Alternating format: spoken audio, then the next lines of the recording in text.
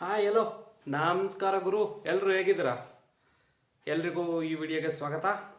Actually ವಿಷಯ ಏನಪ್ಪ ಅಂದರೆ ಫೆಬ್ರವರಿ ತಿಂಗಳು ಬರ್ತಾ ಇದೆ. ಫೆಬ್ರವರಿ 14 ಅಂದರೆ ಎಲ್ಲ ಲವರ್ಸ್ಗೂ ಇಂಪಾರ್ಟೆಂಟ್ ದಿನ. ಅಂದರೆ ಫೆಬ್ರವರಿ 17 ಯಾರ್ಯಾರು ಬೈಕ್ ಇಟ್ಟಿದ್ದೀರಾ, ಕಾರ್ ಇಟ್ಟಿದ್ದೀರಾ, ಇದು ನಿಮಗೆ ತುಂಬ ಇಂಪಾರ್ಟೆಂಟ್ ದಿನ. ಒಂದು ವೇಳೆ ನೀವು ಫೆಬ್ರವರಿ 14 ಮಾಡಿದ್ರೂ ಪರವಾಗಿಲ್ಲ, ಆದರೆ ಫೆಬ್ರವರಿ 17ನೇ ತಾರೀಕು ಮಾತ್ರ ಯಾವುದೇ ಕಾರಣಕ್ಕೂ ಮರಿಬೇಡಿ. ಯಾಕಪ್ಪ ಅಂದರೆ ಫೆಬ್ರವರಿ 17ನೇ ತಾರೀಕು ನೀವೇನಾದ್ರು ಮರೆತು ಬಿಟ್ರು ಅಂದರೆ ಫೆಬ್ರವರಿ 18ರಿಂದ ಮಿನಿಮಮ್ ದಿನಕ್ಕೆ ಅದು ಒಂದ್ಸರಿಗೆ 1,000 ರೂಪಾಯಿ ಫೈನ್ ಕಟ್ಟೋ ಚಾನ್ಸಸ್ ಇದೆ. ಯಾಕೆ ಹೇಳ್ತಾ ಇದ್ದೀನಿ ಈ ವಿಷಯ ಅಂದರೆ ಫೆಬ್ರವರಿ 18ನೇ ತಾರೀಕಿಂದ RTOದವರು ಒಂದು ರೂಲ್ಸ್ ಮಾಡಿದ್ದಾರೆ. ನೀವು ಯಾರ್ಯಾರು 2 ವೀಲರು 4 ವೀಲರ್ ಬೈಕು ಕಾರು ಇಟ್ಟಿದ್ದೀರೋ ನೀವೆಲ್ಲರೂ HSRB ನಂಬರ್ ಪ್ಲೇಟ್ನ ಮಸ್ಟ್ ಶುಡ್ ಮಾಡಲೇಬೇಕು. ಯಾರು ನೀವು ಮಾಡದೆ ಮಿಸ್ ಮಾಡ್ತಿರೋ ಅವ್ರಿಗೆ ಒಂದು ಸರಿ ಫೈನ್ ಅಂತ ಬಂದರೆ 1,000 ರೂಪಾಯಿ ಬರುತ್ತೆ. 2 ಸರಿ ಬಂತು ಅಂದರೆ 2,000 ರೂಪಾಯಿ ಫೈನ್ ಬರುತ್ತೆ. ಸೊ ನೀವು ನಂಬರ್ ಪ್ಲೇಟ್ ಅಪ್ಲೈ ಮಾಡಲಿಕ್ಕೆ 400-500 ರೂಪಾಯಿ ಕೊಡಬೇಕು. ಅಂಥದ್ರಲ್ಲಿ ನೀವು ಫೈನೇ 1,000-2,000 ಫೈನ್ ಕಟ್ಟರೆ ನಿಮಗೆ ತುಂಬ ಪ್ರಾಬ್ಲಮ್ ಆಗುತ್ತೆ. ಸೊ ಅದಕ್ಕೆ ನಾನು ಹೇಳ್ತಾ ಇದ್ದೀನಿ, ಫೆಬ್ರವರಿ 14ನೇ ತಾರೀಕು ನೀವು ಮರೆತರೂ ಪರವಾಗಿಲ್ಲ, ಫೆಬ್ರವರಿ 18ನೇ ತಾರೀಕು ಮಾತ್ರ ಮರಿಬೇಡಿ. ಸೊ ಈ ವಿಡಿಯೋದಲ್ಲಿ ನಾನು ನಿಮ್ಗೆ ಏನು ಹೇಳಕ್ಕೆ ಟ್ರೈ ಮಾಡ್ತಾ ಇದ್ದೀನಿ ಅಂದರೆ HSRB ನಂಬರ್ ಪ್ಲೇಟ್ನ ಹೇಗೆ ಅಪ್ಲೈ ಮಾಡೋದು, ಅದನ್ನು ಹೇಗೆ ತೊಗೊಳೋದು ಅನ್ನೋ ವೀಡಿಯೋನ ನಾನು ಕಂಪ್ಲೀಟ್ ಡಿಸ್ಕ್ರಿಪ್ಷನ್ನ ನಾನು ಈ ವಿಡಿಯೋದಲ್ಲಿ ನಿಮಗೆ ಕೊನೆಯಲ್ಲಿ ನಾನು ತೋರಿಸ್ತಾ ಇದ್ದೀನಿ. ಸೊ ಯಾರ್ಯಾರು ಈ ವಿಡಿಯೋ ನೋಡ್ತಾ ಇದ್ದೀರಾ ದಯವಿಟ್ಟು ಈ ವಿಡಿಯೋನ ಪೂರ್ತಿಯಾಗಿ ನೋಡಿ. ಮತ್ತು ಯಾರ್ಯಾರು ನನ್ನ ಚಾನಲ್ನಲ್ಲಿರೋ ಈ ವಿಡಿಯೋನ ಫಸ್ಟ್ ಟೈಮ್ ನೋಡ್ತಾ ಇದ್ದೀರಾ ದಯವಿಟ್ಟು ಎಲ್ಲರೂ ಈ ವಿಡಿಯೋನ ಲೈಕ್ ಮಾಡಿ, ಶೇರ್ ಮಾಡಿ ಮತ್ತು ಸಬ್ಸ್ಕ್ರೈಬ್ ಮಾಡಿ.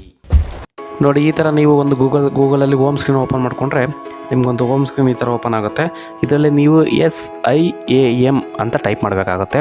ಸೊ ನೀವು SIAM ಅಂತ ಟೈಪ್ ಮಾಡಿದ್ರೆ society of Indian automobile manufacture ಅಂತ ಬರುತ್ತೆ. ಇಲ್ಲಿ ನೀವು ಬುಕ್ HSRB ಅಂತ ಕ್ಲಿಕ್ ಮಾಡಬೇಕಾಗುತ್ತೆ. ಈ ಆಪ್ಷನನ್ನು ನೀವು ಸೆಲೆಕ್ಟ್ ಮಾಡಿಕೊಂಡ್ರೆ ಈ ಥರ ನಿಮಗೊಂದು ಹೋಮ್ ಸ್ಕ್ರೀನ್ ಓಪನ್ ಆಗುತ್ತೆ.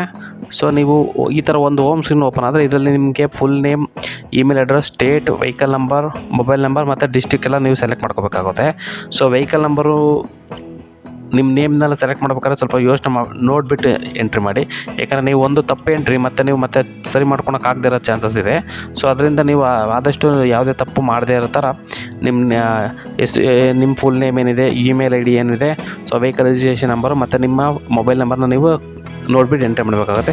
ಯಾವುದೇ ಕಾರಣಕ್ಕೂ ನೀವು ತಪ್ಪು ಮೊಬೈಲ್ ನಂಬರ್ನ ಕೊಡಬೇಡಿ.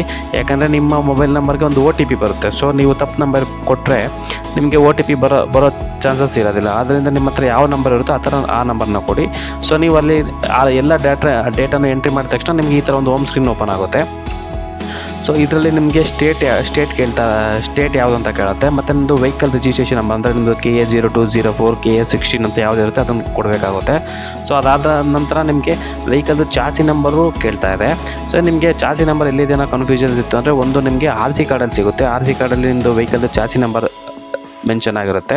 ಸೊ ನಿಮಗೆ ಇಲ್ಲ, ನಿಮ್ಮ ಹತ್ರ ನಮ್ಮ RC ಕಾರ್ಡ್ ಇಲ್ಲ ಅಂತಂದರೆ ನಿಮಗೆ ವೆಹಿಕಲ್ದು ಇನ್ಶೂರೆನ್ಸ್ ಮಾಡ್ಕೊಂಡಿರ್ತೀರಲ್ವ. ಸೊ ವೆಹಿಕಲಲ್ಲಿ ಇನ್ಶೂರೆನ್ಸ್ ಡಾಕ್ಯುಮೆಂಟ್ಸಲ್ಲಿ ನಿಮ್ಮದು RC ನಂಬರೆಲ್ಲ ಮೆನ್ಷನ್ ಆಗಿರುತ್ತೆ. ಸೊ ನೀವು ಅಲ್ಲಿಂದಲಿಕ್ಕೆ ಕಾಪಿ ಪೇಸ್ಟ್ ಮಾಡ್ಕೋಬೋದು, ಇಲ್ಲಾಂದ್ರೆ ಅದನ್ನು ನೋಡಿಬಿಟ್ಟು ಎಂಟ್ರಿ ಮಾಡ್ಕೊಳ್ಳಿ. ಸೊ ಎಂಜಿನ್ ನಂಬರು ಸೇಮ್ ಅದೇ ಥರ RC ಕಾರ್ಡ್ ಇಲ್ಲಾಂದರೆ ನಿಮ್ಮ ಇನ್ಶೂರೆನ್ಸ್ ಕಾಪಿಯಲ್ಲಿ ಮೆನ್ಷನ್ ಆಗಿರುತ್ತೆ, ಅದನ್ನು ನೋಡಿಬಿಟ್ಟು ಸೇಮ್ ಟೈಪ್ ಮಾಡ್ಕೊಳ್ಳಿ. ಸೊ ದಯವಿಟ್ಟು ಯಾವುದೇ ಕಾರಣಕ್ಕೂ ನೀವು ಎಂಜಿನ್ ನಂಬರು ಚಾಸಿ ನಂಬರ್ನ ತಪ್ಪು ಮೆನ್ಷನ್ ಮಾಡ್ಕೋಬೇಡಿ. ಯಾಕಂದರೆ ನೀವು ಬೇರೆ ಎಂಜಿನ್ ನಂಬರು ಚಾಸಿ ನಂಬರ್ ಏನಾದ್ರು ಒಂದು ಲೆಟ್ರ್ ಮಿಸ್ ಮಾಡ್ಕೊಂಡ್ರೆ ಅದು ಬೇರೆ ವೆಹಿಕಲ್ಗೆ ಹೋಗೋ ಚಾನ್ಸಸ್ ಇರುತ್ತೆ. ಸೊ ಆದ್ದರಿಂದ ನೀವು engine number chassis number entry ಮಾಡಬೇಕಾದ್ರೆ ಸ್ವಲ್ಪ ಕೇರ್ಫುಲ್ಲಾಗಿ ಎಂಟ್ರಿ ಮಾಡಿ.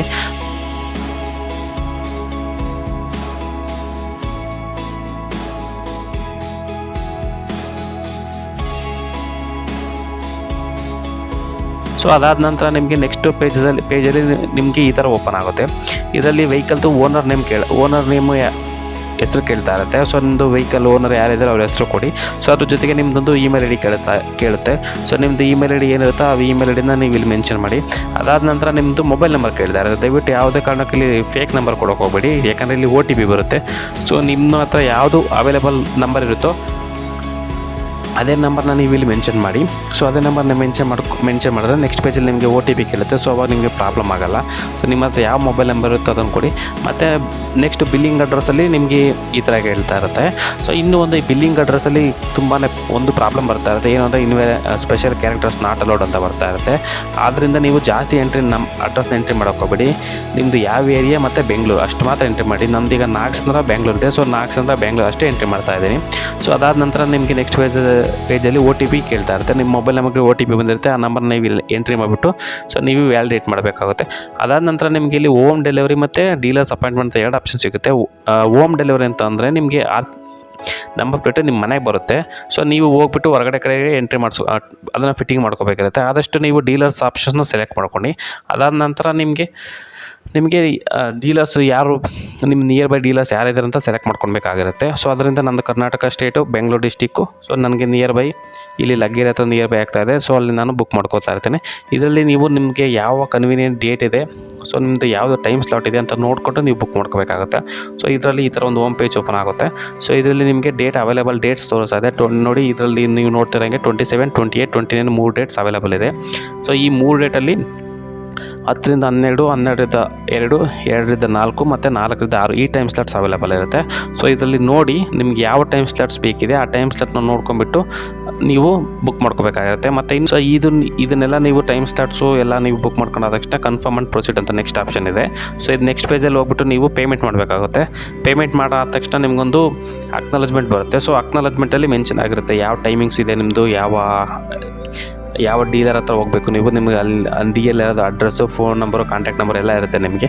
ಸೊ ನೀವು ಅವರು ಹೋಗ್ಲಿಕ್ಕೆ 1 day 2 day ಬಿಫೋರು ನೀವು ಅವ್ರಿಗೆ ಫೋನ್ ಮಾಡಿಬಿಟ್ಟು ನಿಮ್ಮದು ನಂಬರ್ ಪ್ಲೇಟ್ ಬಂದಿದೆಯಾ ಅಂತ ಚೆಕ್ ಮಾಡಿಕೊಂಡು ಸೊ ನೀವು ಹೋಗೋದ್ರೆ ಒಳ್ಳೆಯದು. ಸೊ ಆದಷ್ಟು ನೋಡಿ ಯಾರು ನೀವು ಟೈಮ್ ಸ್ಲಾಟಲ್ಲಿ ನಿಮ್ಮ ಬುಕ್ ಮಾಡ್ಕೊಂಡಿದ್ರೆ ಆ ಟೈಮ್ ಸ್ಲಾಟಲ್ಲಿ ಹೋಗ್ಬಿಟ್ಟು ನಿಮ್ಮ ನಂಬರ್ ಪ್ಲೇಟ್ನ ಫಿಕ್ಸಿಂಗ್ ಮಾಡ್ಕೊಂಬನ್ನಿ.